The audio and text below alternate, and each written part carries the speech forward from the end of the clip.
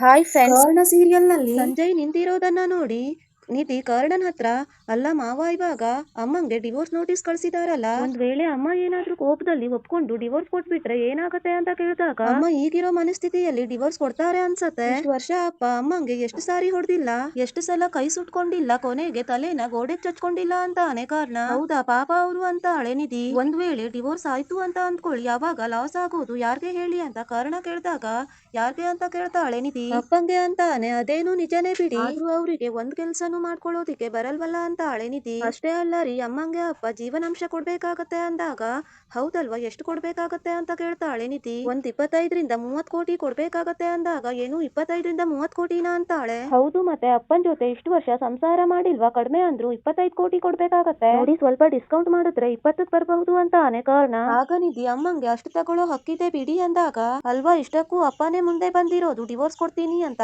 Court ಸುಮ್ನೆ ಬಿಟ್ಬಿಡತ್ತ, ಯಾಕೆ divorce ಕೊಡ್ಬೇಕು, ಹೆಂಡತಿಯಿಂದ ಏನ್ ಸಮಸ್ಯೆ ಆಗ್ತಿದೆ ಅಂತ ಸಾಕ್ಷಿ ಕೇಳ್ತಾರೆ. ಅದಕ್ಕೆ ಇಲ್ದೇ ಇರೋ ಸುಳ್ಳು ಸಾಕ್ಷಿ ರೆಡಿ ಮಾಡೋದಕ್ಕೆ ಲಕ್ಷ ಲಕ್ಷ ಖರ್ಚು ಮಾಡ್ಬೇಕಾಗತ್ತೆ. ವರ್ಷಾನುಗಟ್ಲೆ ಕೇಸ್ ಹೇಳ್ತಾಡತ್ತೆ, ಆಗ ಲಕ್ಷ ಲಕ್ಷ ಖರ್ಚಾಗತ್ತೆ. ಕೊನೆಗೆ ಜೀವನಾಂಶ ಕೊಟ್ಟು ಮುಗಿಸೋದ್ರಲ್ಲಿ ಇರೋ ಬರೋ ಆಸ್ತಿ ಎಲ್ಲ ಕರ್ಕೊ ಹೋಗತ್ತೆ ಅಂತ ಕರ್ಣ ಹೇಳಿದ ತಕ್ಷಣ, ಮಾವಂಗೆ ಎಷ್ಟು ಹೇಳಿದ್ರು ಕೇಳ್ತಿಲ್ಲ, ಅನುಭವಿಸ್ಲಿ ಬಿಡಿ ಅಂತ ನಿಧಿ. ಡಿವೋರ್ಸ್ ಆಗೋವಷ್ಟ್ರಲ್ಲಿ ಹಂಗೋ ಹಿಂಗೋ 1 ವರ್ಷ ಕಳೆದು ಹೋಗತ್ತೆ. ಅಷ್ಟ್ರಲ್ಲಿ ಸಂಜು ಕೈಗೆ ಆಸ್ತಿ ಬಂದಿರತ್ತೆ. ಅವನ್ ಕೈಗೆ ಹೋಗಿರೋ ಆಸ್ತಿ ಡೈರೆಕ್ಟ್ ಆಗಿ ಅಪ್ಪನ್ ಪಾಲಾಗತ್ತೆ. ಅಲ್ಲಿಂದ ಜೀವನಾಂಶ ಅಂತ ಅಮ್ಮನ್ ಕೈಗೆ ಸೇರತ್ತೆ.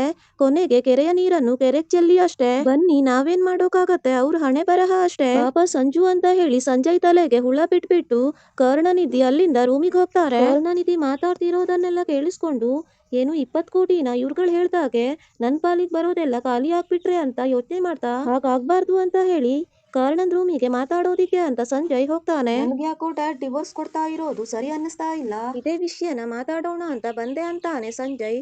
ಹೌದಾ, ಆದ್ರೆ ಕಾಲ ಮಿಂಚೋಗಿದ್ಯಲ್ಲ ಸಂಜು ಅಂತಾನೆ ಕರ್ಣ. ಅಲ್ಲ, ಇಷ್ಟು ವರ್ಷ ಜೊತೆಗಿದ್ದು ಈಗ ಡಿವೋರ್ಸ್ ಅಂದ್ರೆ ಏನ್ ಚೆನ್ನಾಗಿರತ್ತೆ, ಇಬ್ರು ಒಟ್ಟಿಗೆ ಇದ್ರೆ ಒಳ್ಳೇದಲ್ವಾ, ಇಷ್ಟಕ್ಕೂ ಅಮ್ಮ ಎಲ್ಲಿಗೆ ಹೋಗ್ಬೇಕು, ನನ್ಗೆ ಯಾಕೋ ಇದು ಸರಿ ಕಾಣಿಸ್ತಾ ಇಲ್ಲ ಅಂತಾನೆ ಸಂಜಯ್. ಕರೆಕ್ಟ್ ಅಂದ್ಮೇಲೆ ಡಿವೋರ್ಸ್ ಆಗೋದಕ್ಕೆ ಬಿಡ್ಬಾರ್ದಲ್ವಾ ಅಂತಾಳೆ ನಿಧಿ. ಕಾರಣ, ನೀನೇ ಏನಾದ್ರೂ ಒಂದು ಐಡಿಯಾ ಕೊಡು, ಅಪ್ಪ ಅಷ್ಟು ಸುಲಭಕ್ಕೆ ಏನನ್ನೂ ಒಪ್ಕೊಳ್ಳಲ್ಲ ಅಂತಾನೆ. ಇದಕ್ಕಿರೋದು ಒಂದೇ ದಾರಿ, ಅಮ್ಮ ಇಲ್ದೆ ಅಪ್ಪ ಇಂಡಿಪೆಂಡೆಂಟ್ ಆಗಿ ಒಬ್ರೇ ಇರೋಕೆ ಸಾಧ್ಯನೇ ಇಲ್ಲ ಅಂತ ಪ್ರಾಕ್ಟಿಕಲಿ ತೋರಿಸ್ಬೇಕು. ಈ ಸತ್ಯ ಅವರಿಗೆ ಗೊತ್ತಾದ್ರಷ್ಟೇ ಅವರು ಡಿವೋರ್ಸ್ ಕೊಡೋದಕ್ಕೆ ಒಪ್ಕೊಳ್ಳಲ್ಲ ಅಂತಾನೆ ಕರ್ಣ.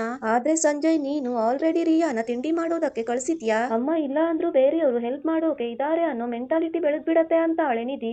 ಅದಕ್ಕೆ ನಾನೀಗ ಏನ್ ಮಾಡ್ಬೇಕು ಅಂತ ಕೇಳ್ತಾನೆ ಸಂಜಯ್. ನೀರಿಲ್ದೆ ಮೀನ್ಗೆ ಬದುಕೋಕಾಗಲ್ಲ ಅನ್ನೋ ಸತ್ಯನ ಮೀನ್ಗೆ ಗೊತ್ತಾಗ್ಬೇಕು ಅಂದ್ರೆ ನೀರನ್ನ ಫುಲ್ ಖಾಲಿ ಮಾಡ್ಬೇಕು. ನಿನ್ಗೀಗ ಏನ್ ಮಾಡ್ಬೇಕು ಅಂತ ಗೊತ್ತು ಅಂತ ಅನ್ಕೊಂತೀನಿ ಅಂತಾನೆ.